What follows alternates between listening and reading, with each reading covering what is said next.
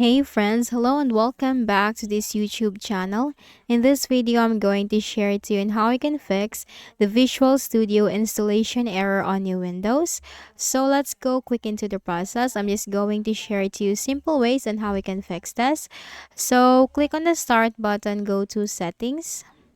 Now here in the list of options on the left pane, you have to simply click on Windows Update and make sure that you are running the latest version of your Windows. So if you are going to check for updates, this will also download and install the latest updates for your Windows, which is a very good thing. And once you're updated, simply close out of here and then continue the installation process. And then open the services window. Best Match Services, simply click on that. Scroll down to the W section and look for the Windows Update service. Simply make a right click, select Properties, Startup Type, make sure that it's automatic.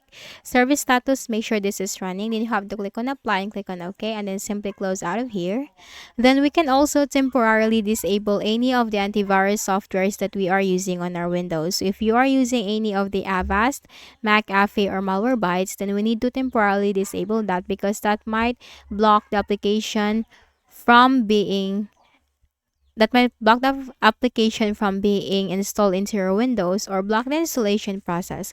So simply click on the show hidden icons in the taskbar and here you'll find that I'm using Malwarebytes. Now make a right click, select quit Malwarebytes. And after that, after disabling the third-party antivirus software, try installing the Visual Studio again. Then we can also run the system file checker scan to fix for any corrupted system files. So in the Windows search bar, type CMD, which stands for command prompt. On the right pane, click on run as administrator. Then here in this block window with administrative rights, type in here sfc space / scan now.